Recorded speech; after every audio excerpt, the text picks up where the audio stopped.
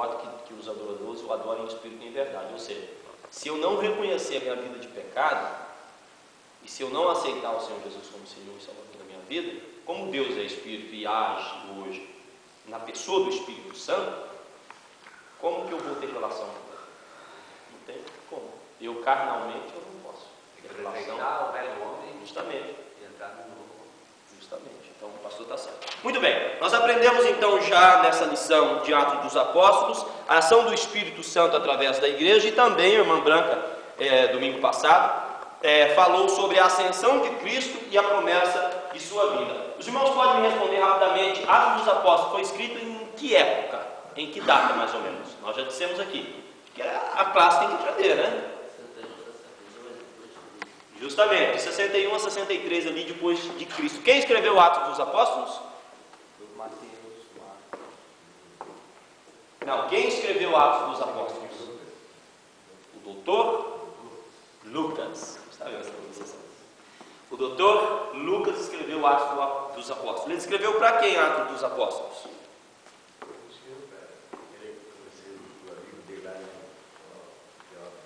A Teófilo, justamente. Não é? E nós aprendemos aqui, através do pastor Jonas de Orcelino, que Teófilo era alguém que estava inserido no Império Romano. E eu até pesquisei sobre a vida dele, e é isso aí que os irmãos dizem. Muito bem, então nós aprendemos que Atos dos Apóstolos foi escrito entre 61 e 63 depois de Cristo, que foi escrito a Teófilo pelo doutor Lucas, que era médico, e ele era o quê? Judeu, né? Ele era grego. Ele não era judeu. Essas coisas, irmãos, é importante. Muitas vezes o professor, cada domingo é um professor, e não tem uma sequência de ensino. A gente tem que aprender. Não é verdade? Essas coisinhas a gente tem que aprender. Quando perguntar quem escreveu o Atos dos Apóstolos, opa! Foi Lucas, o mesmo que escreveu o Evangelho que dava o nome dele. Não é? Quando foi escrito? De 61 a 63 depois de Cristo. Essas coisas a gente tem que saber. Do que trata Atos dos Apóstolos? Trata ali da ascensão de Jesus Cristo, né? Atos dos Apóstolos fala da escolha do 12º para estar completando o rol de apóstolos, não é? Dos primeiros discípulos de Jesus. Fala da vida de Pedro, mas ele trata mais da vida de Paulo, e fala da missão da igreja, fala dos confins da terra, fala de Samaria, fala da Judéia, não é? Fala de Jerusalém, que o evangelho... Essas coisas é importante a gente saber. Muitas vezes a gente vai passar uma lição dessa inteira. Se o professor aqui, eu até oriento o superintendente, é uma sugestão, né? Ao superintendente que diga aos professores que cada domingo venha repetir estas coisinhas, porque ao longo das 12 ou 11 lições que temos pela frente, nós vamos aprender essas coisas, nós precisamos aprender essas coisas, porque senão nós passamos 13 lições aqui sobre Atos dos Apóstolos, e quando pergunta quem escreveu, a gente nem lembra mais. Verdade ou não é, irmãos? Porque a primeira lição tratou disso, de tema, história, essas coisas todas. Mas a partir a partir da segunda lição, já fala especificamente de coisas que aconteceram na igreja, e já não fala mais de fator histórico. É importante a gente saber o fator histórico. Amém? Graças a Deus. Vamos então, rapidamente, agora eu vou ler mais.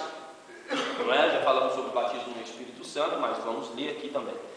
Vamos na introdução então, porque é o centenário das Assembleias de Deus no Brasil, não é? Graças a Deus, a Igreja Assembleia de Deus está fazendo 100 anos que foi inaugurada no Brasil por Gunnar Wingren e também Daniel Berg.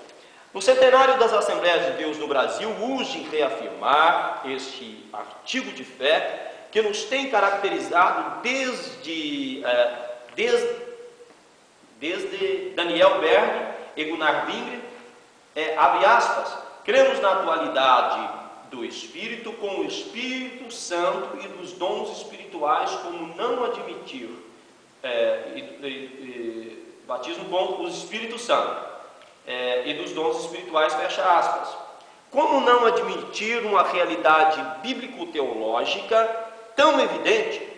E como desprezar a experiência de milhões de crentes que desde o Pentecostes vêm recebendo o batismo com o Espírito Santo? Com a evidência inicial e física de falar o que, irmãos? De falar outras línguas. Nesta lição, com o auxílio do nosso Senhor, haveremos de mostrar quão sólidas são as bases bíblicas e teológicas do batismo com o Espírito Santo. Você já foi revestido do poder do alto? Já fala novas línguas? A promessa diz respeito a você também, ou seja, a mim também, né? Voltemos ao cenário. Jesus quer batizar a todos os que nele creem. Amém? Graças a Deus. O primeiro ponto, o batismo com o Espírito Santo. E aqui nós vamos ver um trechinho da história deste teólogo pentecostal inglês, Donald G., que viveu entre os anos de 1891 e 1966. Testemunha-nos acerca de sua experiência pentecostal. Um louvor crescente afluía agora em minha alma, até que comecei a falar em outras línguas publicamente. Cantava muito em línguas. Toda a minha experiência cristã foi revolucionada. Mas o que é o batismo com o Espírito Santo? E aí surge uma pergunta. Donald G., nós podemos pesquisar e ler sobre ele. Ele até então, antes de receber o batismo com o Espírito Santo, ele tocava um órgão na igreja da qual congregava, uma pequena igreja na Inglaterra. E um dia, terminava o culto às 9 horas em ponto.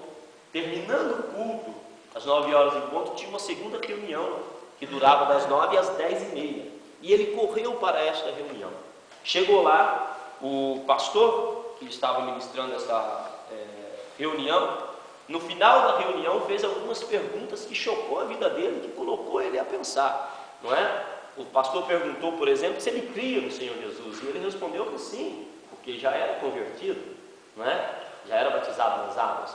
O pastor perguntou para ele se ele cria no batismo no Espírito Santo, e ele respondeu que sim, que cria. E o pastor então perguntou para ele: você é batizado? E ele disse não. Aí o pastor leu em Lucas e em Mateus 2 textos da Bíblia Sagrada para ele e colocou ele a pensar sobre isto. E ele então, no ato que foi lido os textos em Lucas, o capítulo 11, 13, quem pode abrir para mim Lucas capítulo 11, 13, quem pode abrir Marcos 11, 24, rapidamente.